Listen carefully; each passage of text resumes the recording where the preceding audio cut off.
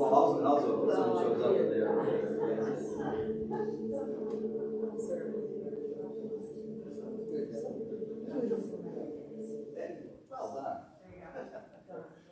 Yes.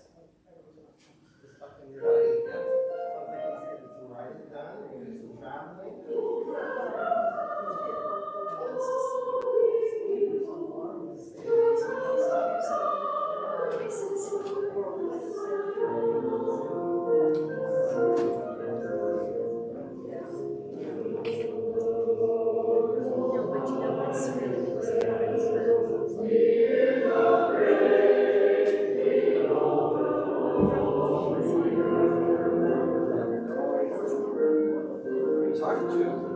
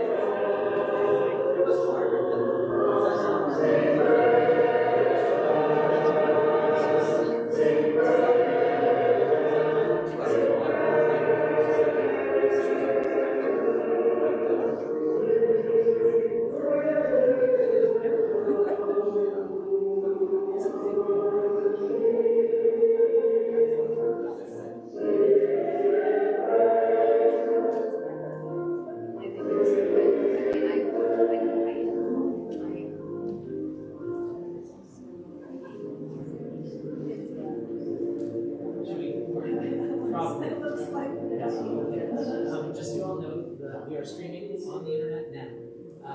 And so people should be able to enjoy the music. And if you hear the swearing ones, they're on the internet. I'll be back in a moment.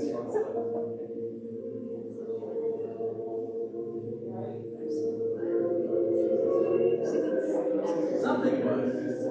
It goes back and this is the oldest thing. Everybody was wearing it.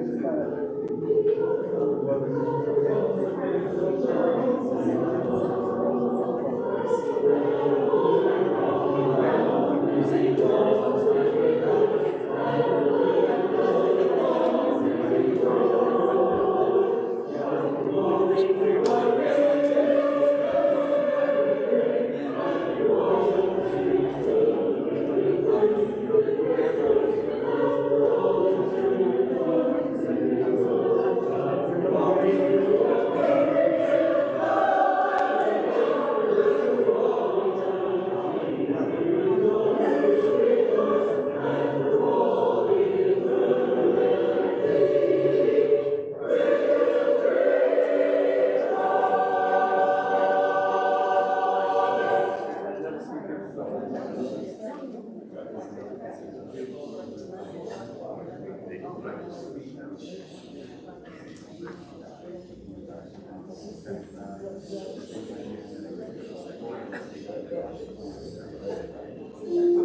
Moon? Okay, this is Moon.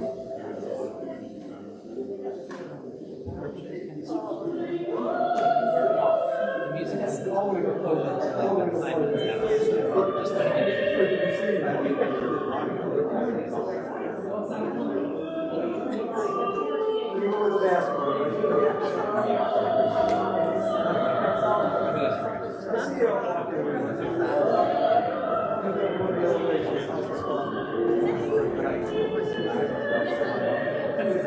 I sound good.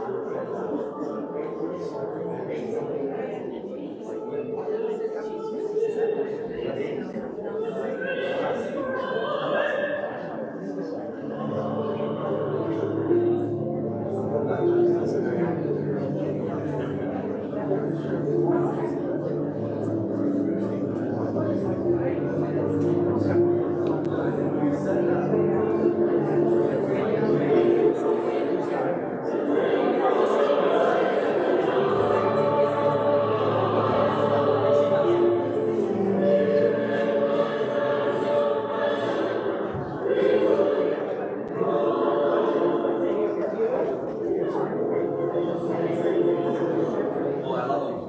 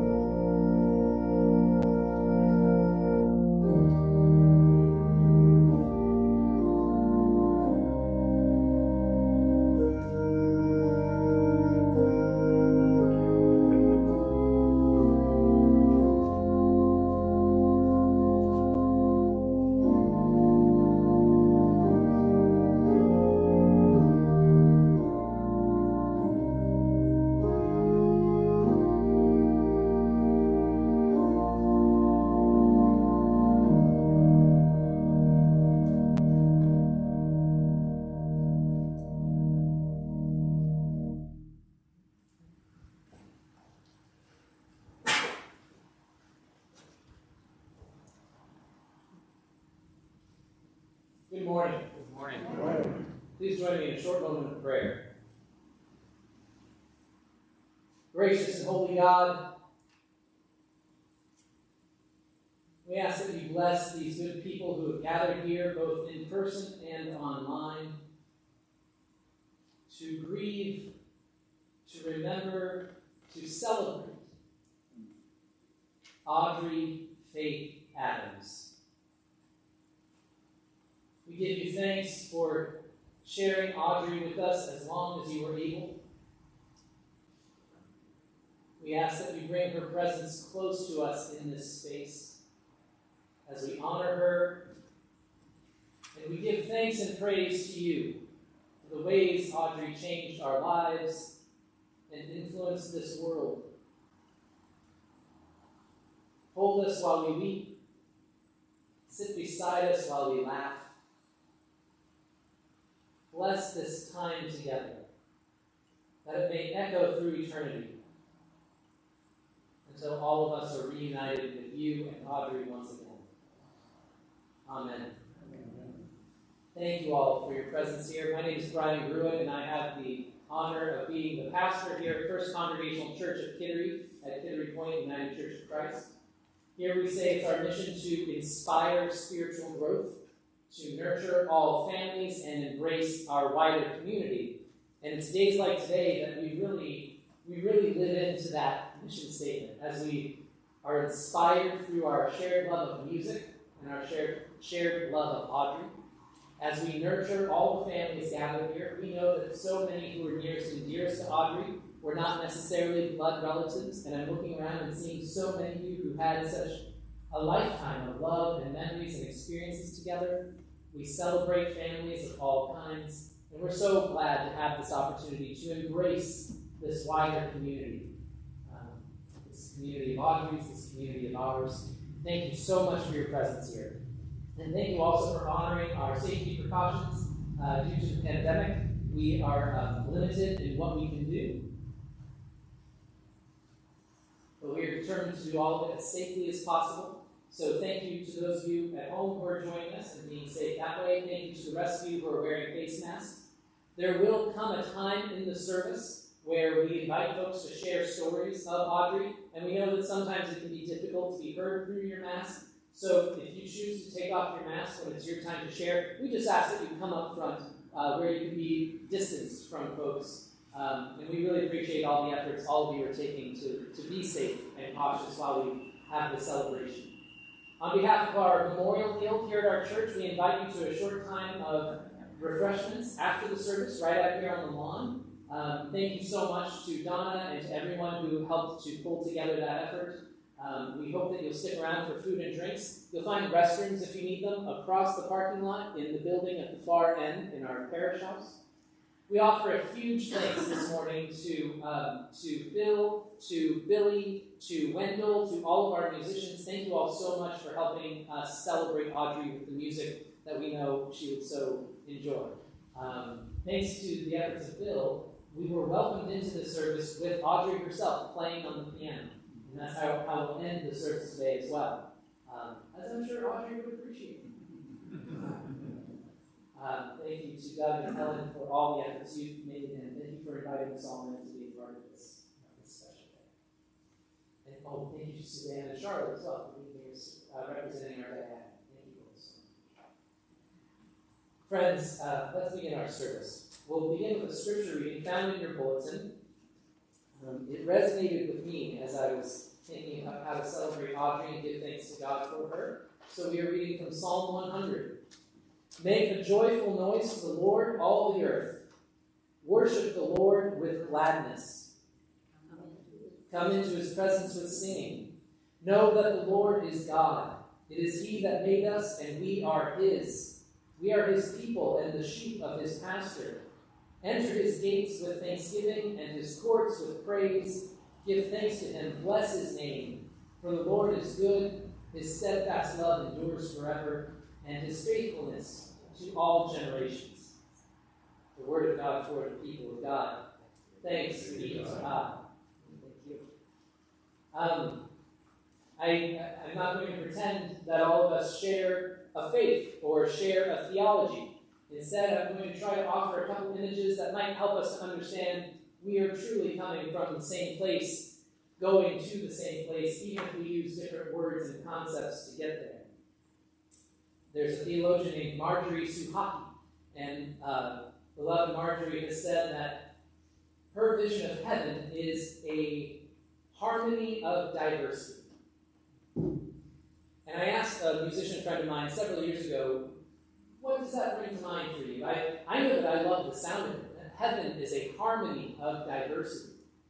But I asked my musician friend, what does this mean to you? And here's what he offered. He said, well, there's all different kinds of music. There's all different kinds of harmonies. There's all these different ways of bringing notes together.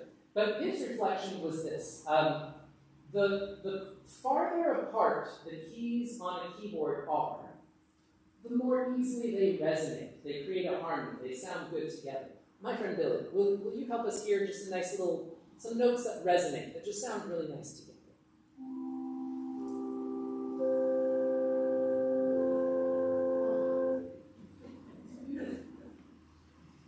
And so when my friend was telling me about notes that get closer together on the keyboard, he was like, maybe this is what it means to be a harmony of diversity. We know what these gorgeous chords sound like. We know how to create beautiful melodies and harmonies.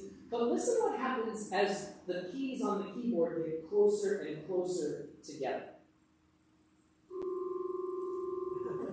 I'm sorry, Audrey. My friend reflected, he was all of 18 at the time. My friend reflected, maybe what it means is heaven is created by everyone playing their notes. And some notes are really easy to fit into a harmony. They resonate. They sound really great. And it's because they have enough space to be themselves. And there's math that helps them figure out how to connect. One more time, some resonant harmony.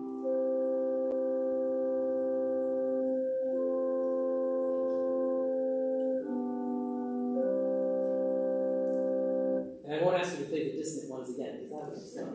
But as you play your own note, you sound most dissonant with notes that are right next to yours.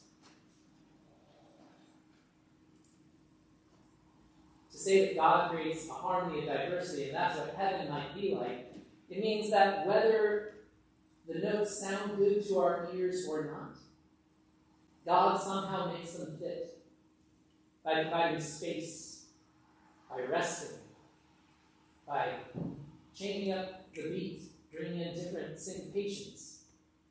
God uses music like magic to fit all of us together in a harmony of diversity, in a living, eternal life that goes beyond this world. Again, I don't know your faith, and I don't ask you to share mine.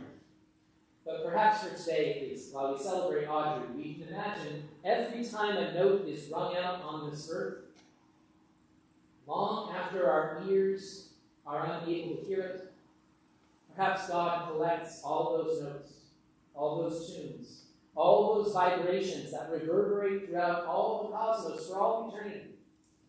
And God brings them together in a beautiful harmony of diversity that goes on and on forever and ever.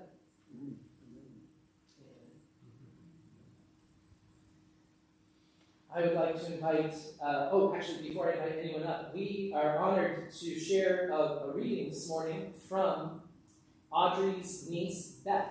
Beth Adams can't be here, but Beth, I hope you're able to be here with us online. But Beth did want to share a few thoughts with us, and I have the honor of reading those and sharing those with you. So this is on behalf of Beth Adams. Aunt Audrey is not here to tell us her own opinion, but I think the happiest years of her life were among you in New Hampshire and Maine. She always spoke with enthusiasm and love of her work with her church and her church choirs there, and of the community choir, and it was with great regret that she stopped playing the organ and accompanying when she could no longer perform at the level she expected of herself. She told me of you, her friends, and especially of Doug and Helen, who she said have adopted me and take very good care of me. my father, Beth's father, her brother Howard, the two of us rested easier knowing that she had local friends who appreciated her and cared about her, and we thank all of you. My early memories of my aunt always had to do with music. When the family would gather, which was not often, my grandmother always insisted that we play and sing together, as the three brothers and sister had done when they were young. The siblings agreed under a certain amount of duress, but they usually got into it once the music began. They kidded around with each other and sounded good too. When I was little and learning the piano, I would be asked to play for my Aunt Audrey, which terrified me. But she always encouraged me. Not effusively, mind you. Later, when I learned to sing parts on my own, I would join in the family quartet. After college, I moved to Vermont and joined an Episcopal church choir, as I'd always done as a young person. I started taking voice lessons and at some point came over to visit my aunt, who was then teaching at UNH. She asked me to sing for her and sat down at her beloved upright Steinway to accompany me. I think I sang something from Schumann's Frauenliebe und Leben.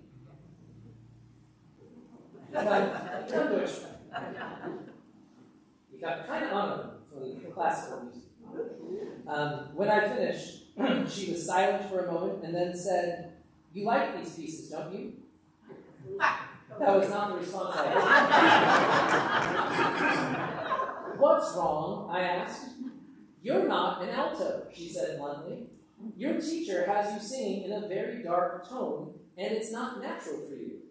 I can tell that you're a mezzo-soprano. You shouldn't be singing like this, and eventually it will harm your voice." At the time, I was confused and somewhat crushed. Audrey had always been a paragon to me, and I had worked hard and hoped for her praise. Actually, she was giving me a gift. Eventually, I found a different teacher who agreed with Audrey's astute assessment, and I've sung second soprano much more happily ever since. Audrey was direct, which was sometimes hard to take. When it came to music, she was also almost always right. I'm sure that each of us has stories like this. In later years, Audrey and I talked about books, about the plays she was in, about the family, but our most common thread was always music. She was the professional, I was an amateur. But our shared love of music was our greatest connection. Having her as an example throughout my life always encouraged me to do my best, to appreciate, to improve, to share, and to try to encourage others. Audrey did not have an easy or untroubled life, but she remarked more than once that she wouldn't know what to do without music. Music was her constant, her gift and her calling, her solace and her love.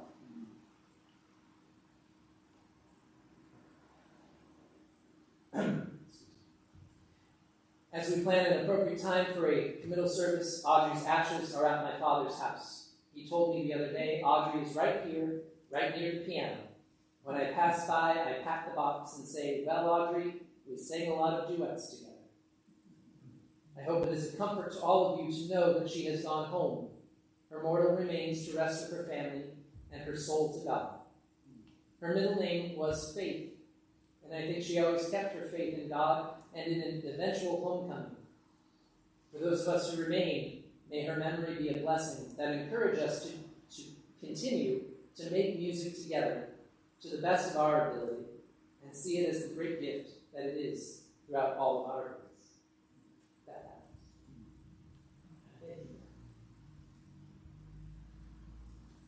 And now I would like to invite Doug Knight to share.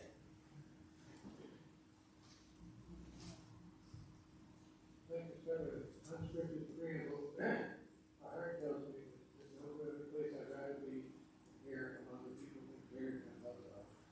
The rest of my life is run away. At first, roll out Audrey's life with a handgun. One was on, money, and whatever. From my side of the family, Thanksgiving was an important family event. When we hosted in Nova, Audrey was always in the fourth place. After retiring, she had more mobility. We would go to every community sports event, and an occasional choral or piano performance enjoyed. When Audrey's mobility required a wheelchair, we continued to attend PCSB concerts. That ended when she found wheelchairs too uncomfortable to spend any time. Audrey tried, I gotta start reading slow. Audrey always tried to keep her mind active. When Helen left the chorus rehearsals on Monday night, I would head to Dover Rehab, where Audrey and I would watch Wheel of Fortune and Jeopardy. We would eat ice cream and popcorn and challenge each other to solve the puzzles. COVID closed down in-house visits, and getting rehab to set up a TV never happened, but without someone to share it with, why bother? We had some difficulty talking on the phone. A common refrain from Audrey was, "I can't hear you." And I would yell back, "Turn up the volume." The only option on her phone could somehow reset the low volume after she hung up. The activity director, Sue Ron, is our hero on so many levels. She set up 30-minute weekly FaceTime sessions on her iPad. Audrey was worried that she didn't have anything to say. We told her it didn't matter. We were just happy to see her, and we filled this time with our stories. Later, Dover, we had offered outdoor visits under tents and opposite sides of a 6-foot table and mess. Audrey was an avid reader, and while Dover Rehab has a library, large print books were in short supply. I would check out 3 books a week from Dover Public Library. James Madison Women's Murder Club. At some point, Audrey decided she wanted stories from Roman romance. You gotta be kidding me, that was not my. So I asked Helen and Bessie Kimball for women mystery writer with some romance, not romance mystery writer with some mystery. Audrey was a strong little woman. I would sit in the large print section, go through the office and read the chapter clears. I have to admit, I judged the book by its cover. No faking dances. Sue Ron was our go-between. I could leave books in the entryway and pick up the books that Audrey had finished the same way. Audrey had a support favorite person and made that. I became Audrey's POA not because she was losing her faculty, but because of the difficulty she experienced writing against me. Her arthritis was a serious liability. Hospice care was an important part of her last days at Dover Rehab. Johnny and Jackie, Constellation Hospice nurses, were there most days before I arrived. I knew that it was Johnny, because she was the one who figured out how to convince the CD's player to work. Visiting every day during the slow decline of this once talented and vibrant nursing hospital was difficult. She was often asleep. But I really had to get close to her and said, "Doug loves Audrey."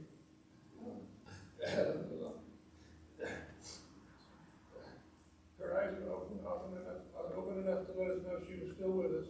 We put a cell phone on her pillow behind her head. We played music that she would like. We knew she'd like. Wilson told her that it was okay to leave and she'd have everything she needed to accomplish.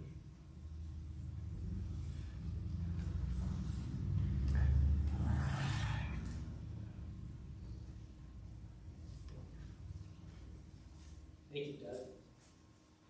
Now, Helen, would you like to share some thoughts?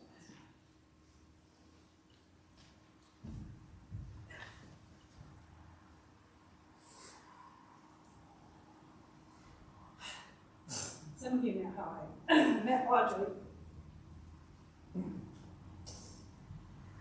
I was 17 years old. I was a freshman at the University of New Hampshire, science major. I'd survived my first semester and needed something creative. I'd always sung in choruses. I was fortunate to have a very strong music department in my high school. And so I auditioned for her second semester for the UNH Women's Chorus.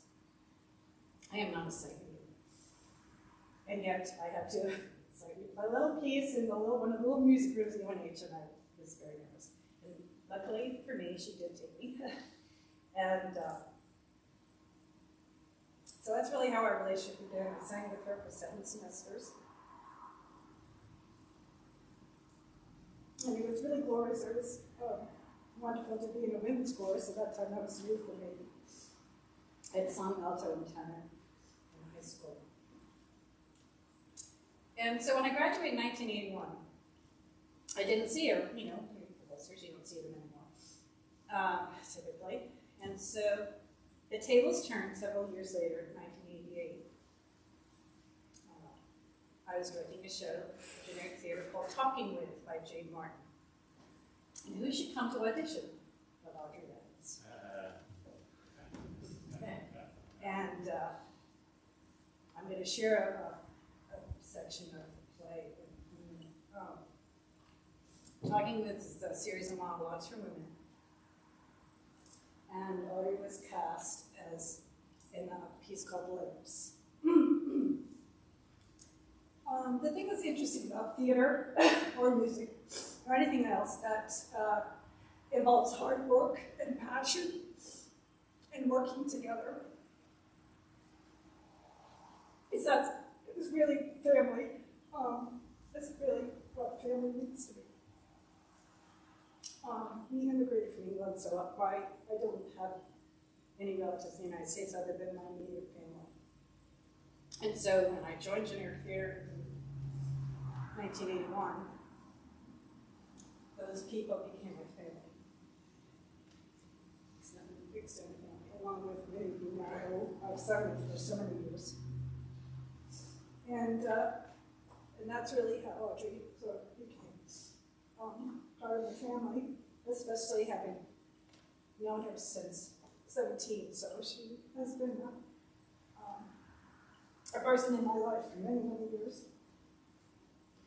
And the thing that's interesting is, first of all, having a chance to direct her, but being in a number of plays with her, and she played my mother, she played my maid, and Audrey is only 5 weeks difference in age from my own mother, who's already. And so there's this other connection where I have two mothers, same age, in different states. If you had a chance to see Audrey, her comedic timing was brilliant, as you can imagine. When I was putting together the binder from her, for the very many theater reviews that she created, it was all of this stuff. Audrey had a box that said "My Life," and we went through it and pulled out the bits and pieces to share with you. So all those musical programs, not even all of them are in there. The theater programs, I realized, here's this person, but you're close with him yet. There were all these performances, both theater and music, that I never saw her do. So there's a part of me that's like, oh, why didn't I see that? Why didn't I go here? There was this part of me that's like, what was I doing that I didn't go and see her performing all these different things?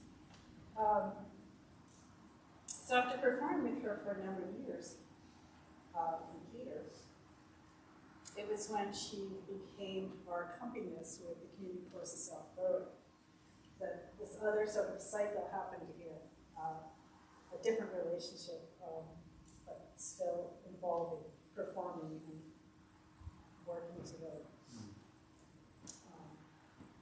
And the other thing about being a theater family is that if someone says, "You're moving, can you help?" You schlep a lot of sets, you also schlep a lot of people's stuff for to help them move. And that was one thing Audrey did a lot. So we certainly moved her many times. But anyway, so this piece that Audrey performed from Jane Martin's Talking With, as I mentioned, is called Lamps. And it is scripted for a woman of 65 who's nicely dressed. And it's a room that is filled with lamps. It is the only theatrical illumination. There are table lamps and floor lamps. And they're all on. And as the piece proceeds, she talks about the importance of light for her, living in this loft and as she moves through the space and experiences the light and the warmth. Talks about her family. Throughout the piece, she starts turning off the lights.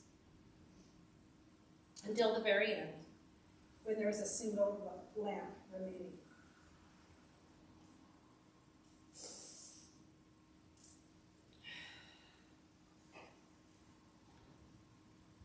It has been my experience that light is the more pleasurable as you diminish it, and that when a single glow remains, there is an agony of pleasure and anticipation.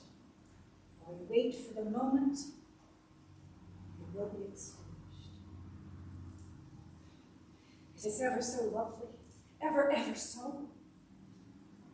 It bewilders and thrills me, this light, radiance that has become my friend to succor and sustain me.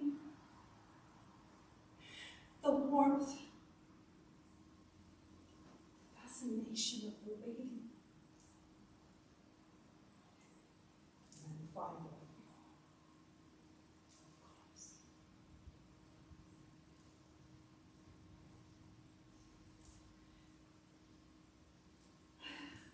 Audrey's light will continue in all of us, and I just want to thank her for all the music and the performances that we've all shared. And her friendship, of course.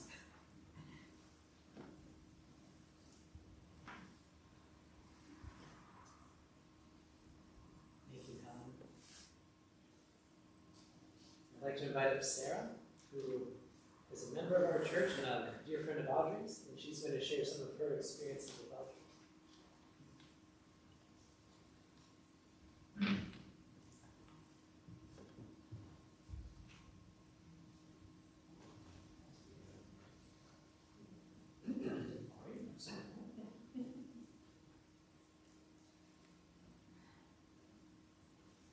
I'm a little happier up here because I have something to lean on.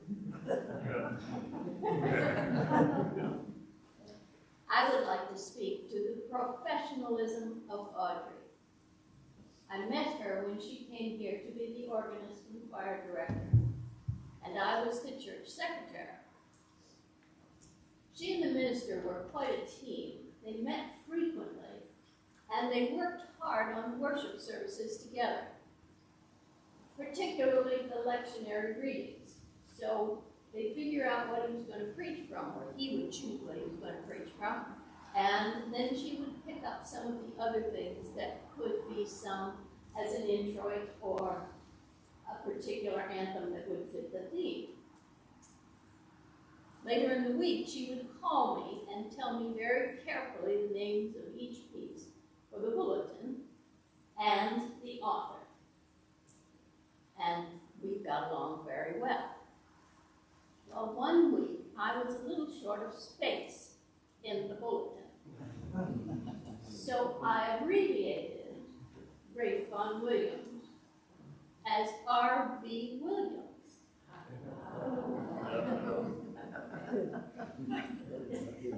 She never said a word.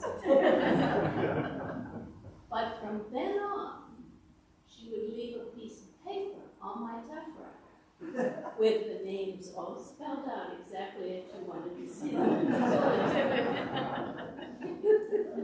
She was a stickler for detail.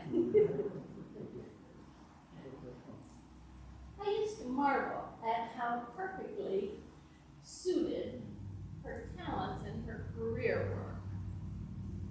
She had those big, powerful hands and wasn't troubled with arthritis until way into the program. She could play any organ or piano that she encountered. And she loved playing. After her meetings with the minister, she'd come over here and practice. And she loved new music. She was always excited to get new music. And to my knowledge, she never played the same piece twice in any worship service. So she'd come here. Now, this building is set at 55 degrees in the winter. She did not turn the heat on. She would play this cold organ as long as she could, and then go home to warm up. I know she had a singing voice too, but I never heard her sing. I so wish I'd known her earlier.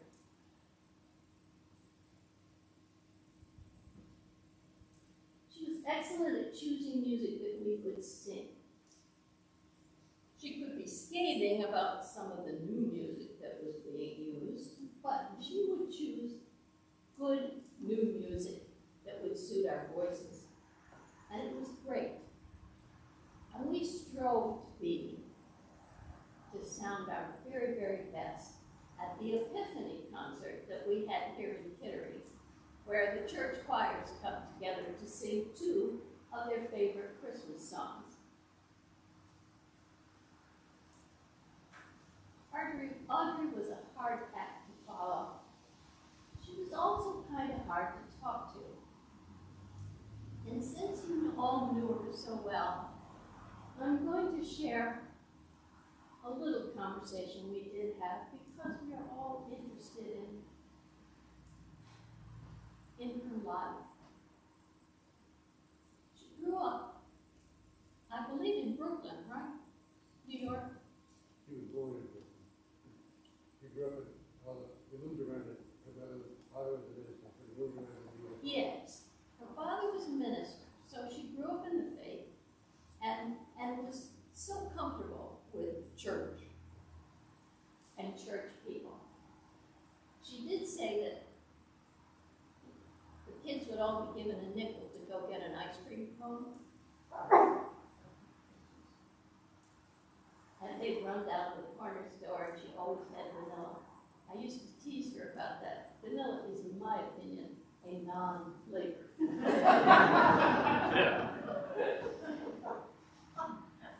After she finished her... She got older, it was banana. That was her favorite. After she finished her career, I would take her to her hair appointment. So every 5 weeks, I would have a nice visit with Audrey.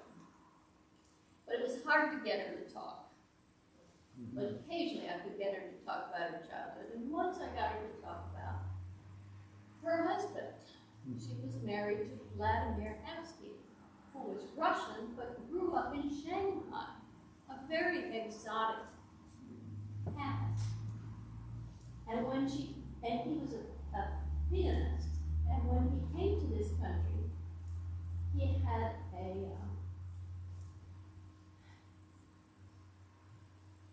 mentor, I guess you would call her, a woman who financed his being here. Her name was Mrs. Parker, and Audrey described her as controlling and rather manipulative. Mrs. Parker wanted to pass judgment on Audrey before they could marry. And she remembers going to Richmond, Virginia. And Mrs. Parker sat in a great chair like a throne.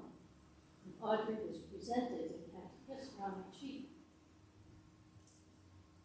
They visited later, after they were married, many times. And Audrey remembered one occasion making a very large faux pas by saying thank you to the black butler when she was served dinner. And received a very stern look from Mrs. Parker. I think that had a great deal to do with why they didn't stay married. But I don't know any more than that. But she said Vladimir was a good father. And that's all I ever learned from her. But I thought you would like to know it too. Well, I miss Audrey a great deal. And I'm very pleased I had a chance to know her.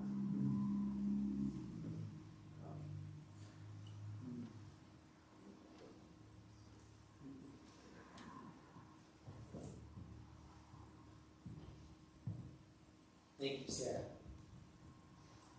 I would like to invite up Gail to share some things. Gail, you're also welcome to go either to that podium or come right up here, whatever you're most comfortable with. I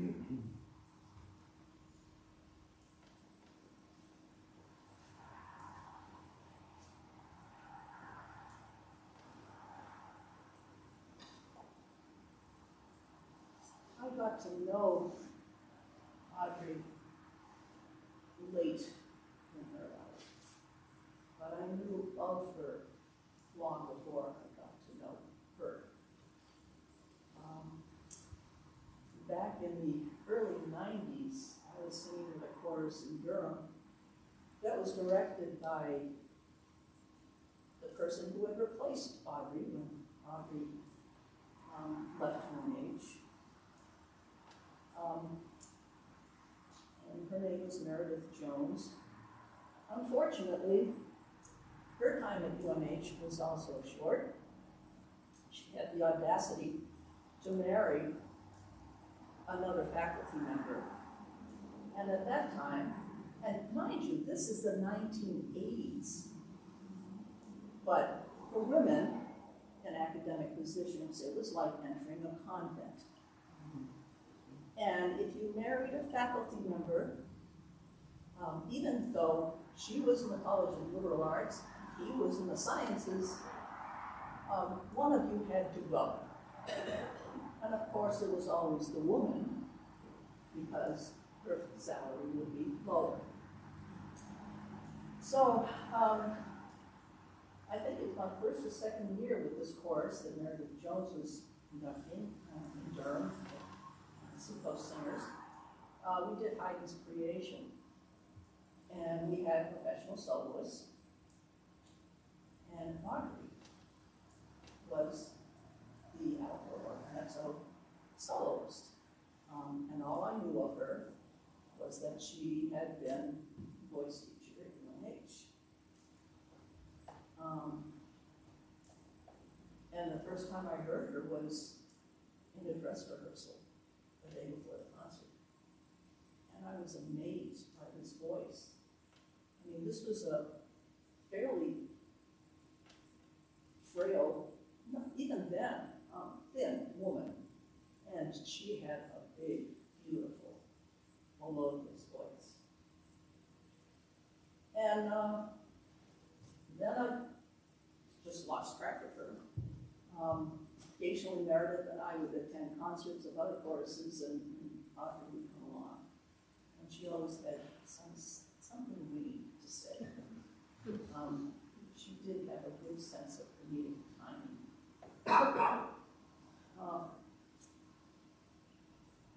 And then I, many years later, joined the Seacoast Community Chorus. Seacoast, I'm sorry. So, community chorus at South Berwick, CCFA. And Audrey was the accompanist. And it wasn't until she retired that I got to know her better. And she could no longer play as she had hoped she could, to the level that she expected of herself. And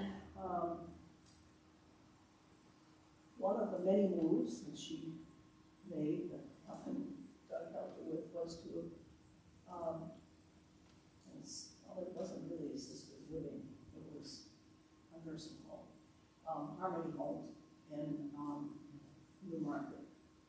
And I was the closest of any of her acquaintances to that facility. So I would take her to doctor appointments, dentist appointments, and Sarah today is the person who took her to her hair appointments. I always heard about Sarah, but I never met her until today. And our Audrey would always be grateful for the ride, and would insist that we go somewhere for ice cream. And it was still vanilla.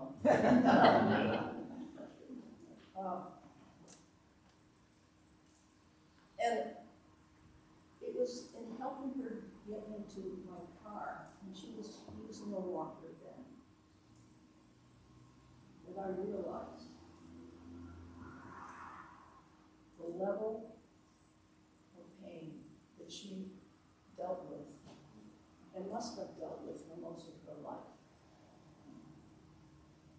she would let out a little whimper, groan, as I would lower her into the seat and get her legs in the car. Then one day, it was a fall day, early winter, and I helped her get her jacket on. And I happened to feel her back. She had scoliosis. Her spine ran diagonally down her back. And I just cannot imagine how she was able to have the voice that she had, do the acting that she did, and play the piano with that kind of disability. And to keep her wit. She was stern, but she would always let out a remark, and let you know that she still had a sense of humor. One year when Doug and Helen were away at Thanksgiving, she came to Thanksgiving at our house. And, well, actually, this was after my husband Andy and I had taken her out to an early dinner for her birthday, which was, of course, in April, so that was several months before the Thanksgiving. And it was her first meeting with Andy. Andy is a punster, and he made some pun or other as we sat down to eat, and she got it. And from then on, throughout the whole meal, they were doing wordplay back and forth. And it was just delightful to see that, because not everybody gets those puns.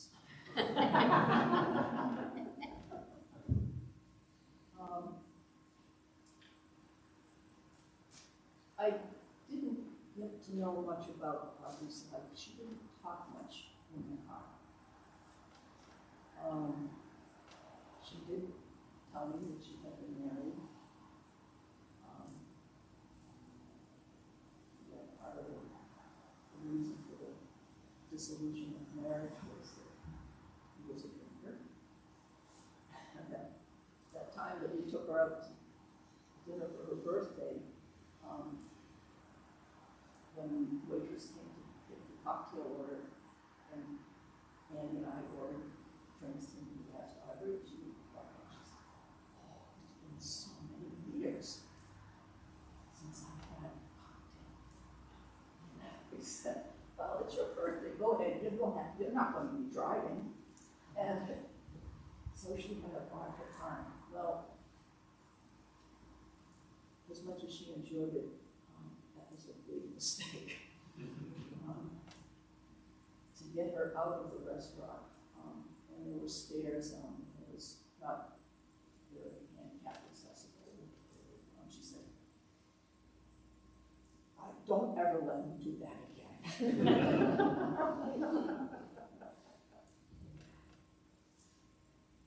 She told me about that she did have a son, and it was at one point when I was talking about my kids and how I had a daughter who loved to fly off the swing. When she was a toddler, it scared the life out of me. I said, and we would, in the wintertime, she would get out on the swing set, and I'd push her, and she'd say, higher, higher, higher, Mommy. And I'd push her as high as dared to go. And then she would let go and fall on her stomach into the snow and giggle. And so she told me about her son David when he was about that age. And she would take him around on a bicycle. It was a little bike seat on the back of the bicycle. And she would warn them, if I ever tip over, you stay in that seat. And it happened once, and she said, he stayed in that seat. And that's all she ever told me about David. As far as her professional life, there wasn't much she shared. She was always hungry for news of the chorus. Whenever I'd see her, so what are you singing? How's it going? What does Harry think about this? And one time she told me, and at this point it was difficult to hear Audrey, her voice was getting very soft.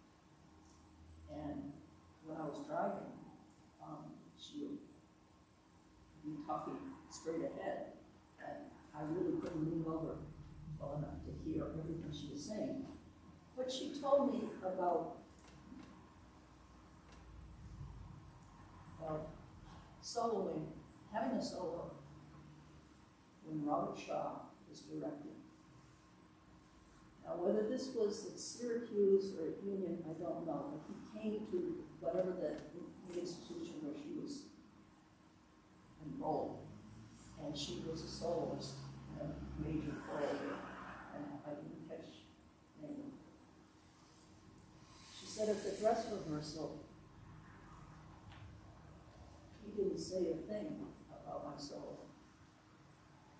Not a nod, nothing. And she said, when I got to the concert, I was terrified. Because I figured he didn't say anything because I was doing something wrong. So she got through the solo, the piece ended, and when he put down his baton, he turned to her, smiled, and nodded. And she said, that smile was enough. So, for the many tears that will be shed today, there have also been some smiles. And I'm sure for Audrey, it's enough.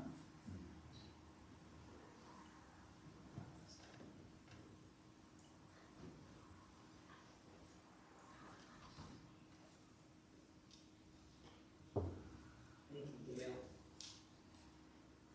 We do have a few moments. If there's anyone else in the congregation who feels the desire to share a memory or a story about Audrey.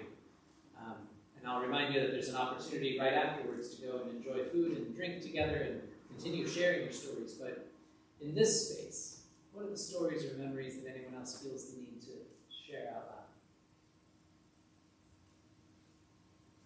Yes.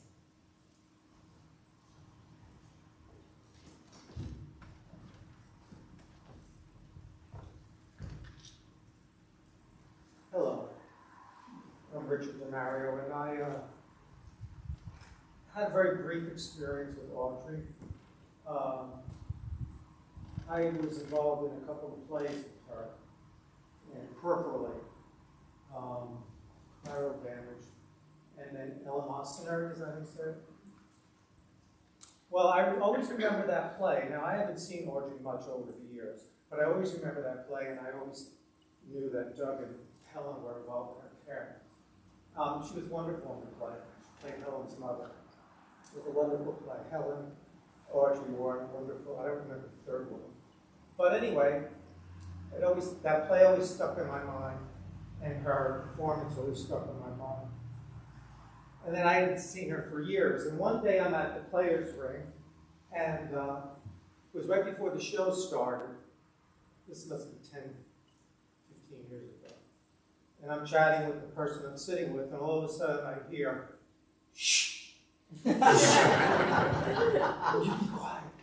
I turned around and said, oh, hi, Audrey.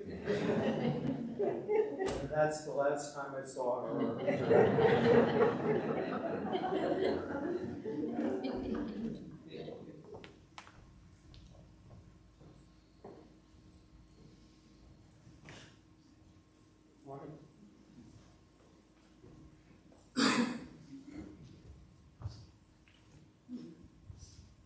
I actually met Audrey right here, right over there, I don't know, 12 years ago.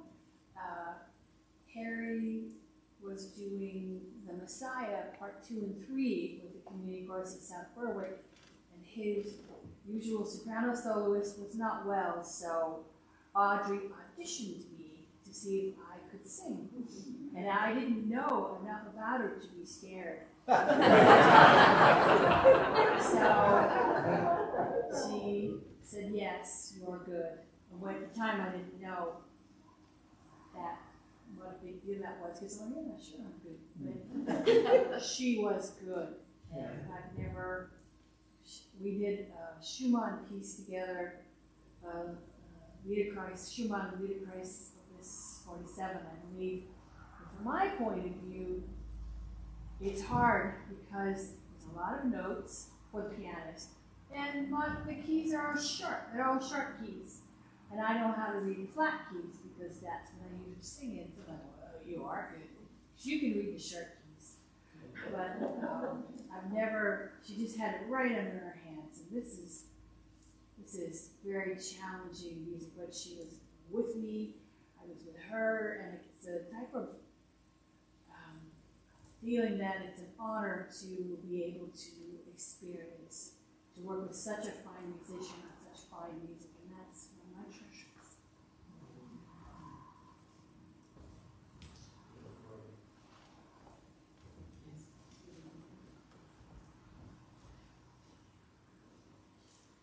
I didn't know Audrey that well about her life or anything like that. I do have an observation. As a musician, as her being a musician, I have never in my experience in music, since singing with Harry in 1965, a person that would come into the room, sit on the piano bench, look up at the music, put her hand down, and play with no expression on her face. You know, most pianos, boom, with the arms up and the head going this way. She was a stalwart player. And I thought, when I saw her the first time, like, oh my God, who wouldn't? Until she started playing. And I tell you, that's the first time I realized that we don't sing music, we don't play music. It plays us. And that music, every time she played or sang, was singing her, or playing her. I knew her then, inwardly. I missed her vocal life, you know, what she was saying about her life. But oh my God, I knew her very well, I think. I knew her spiritually. And that to me, I had not met too many people that I felt that way about. I knew her inside. Thank you.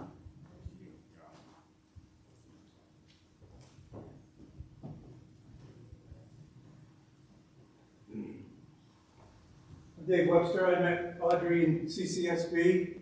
I had never sung professionally, and I think, like a lot of people, you think you're a better singer than you are. When we got there, I had the misfortune of being sat right next to her, next to the piano, and having to learn parts. It didn't come easily, and every once in a while she'd give me that look, like I'm sure a lot of us had that look before.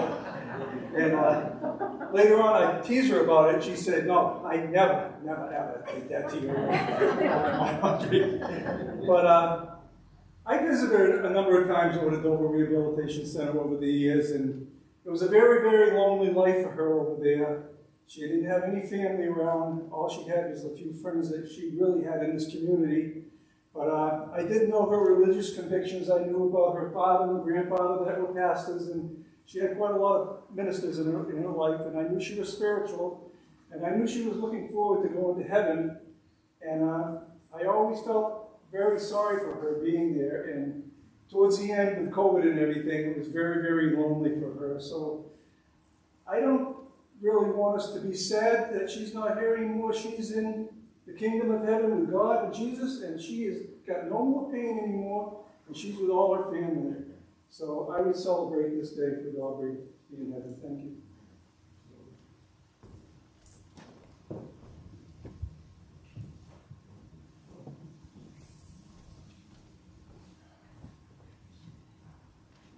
I'm Bill Straub. I told my wife Gretchen I wouldn't do this. But, I have one memory, and there are a series of memories, but it's the same memory. I was sort of the MC at the CCSB concerts for many years. And later in her career with CCSB, and it was a marvelous career, as you all know, Harry had this ritual, I'll call it, where the whole chorus would stand next to each other in silence and hold each other's hands and center themselves. It was a beautiful thing. And then we'd enter the performance hall. Well, it was my job to make the opening announcements, but I had the repeated privilege of being, I guess, as I remember, the chorus had already taken their places on the risers, and I was to walk in with Audrey.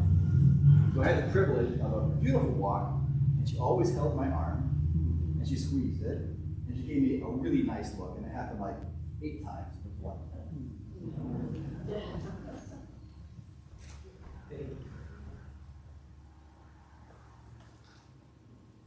Yes. Of all the years of conducting choirs, I think Audrey stands out the most.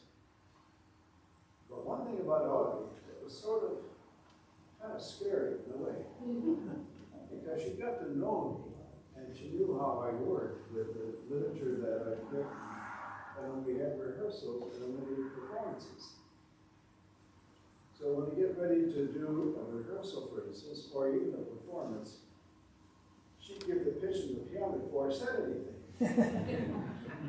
And I looked at Audrey and sort of nodded, and she gave me that little smirk, like she knew what was going on.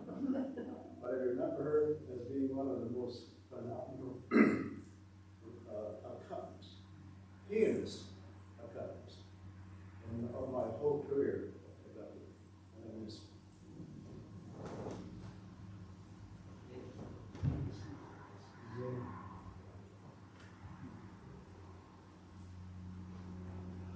I'll just do one more little thing. So I came out from me. Sure.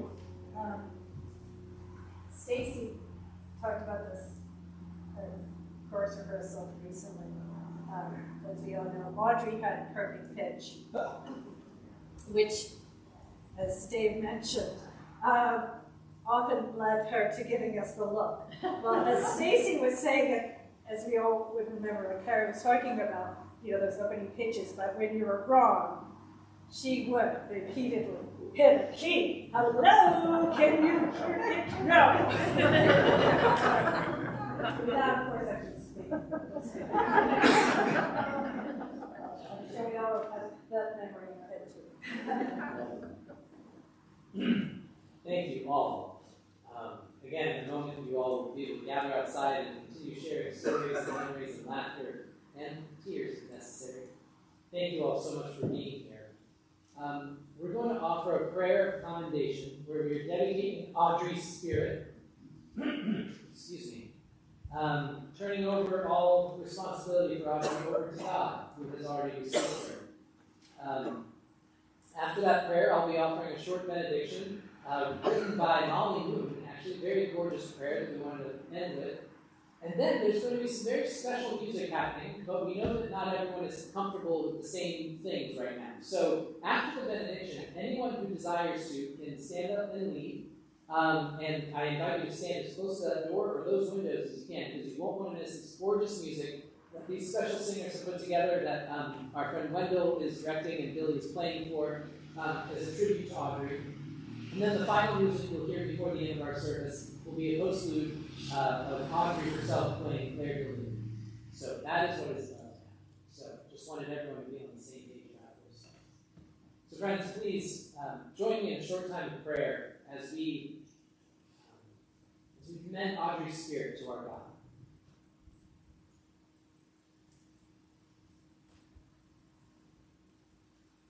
Gracious Almighty God,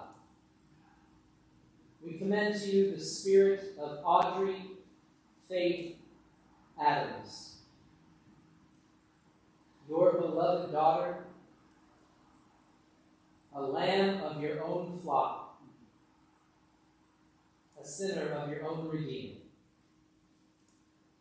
We offer you thanks and praise that for Audrey, all suffering has ended, and even death itself has passed. We trust that she is resting in the everlasting peace of your presence. And we look forward to the time when we will be reunited in the gift of eternal life that you offer for all. Amen. Amen. Siblings of faith, I send you out with these words.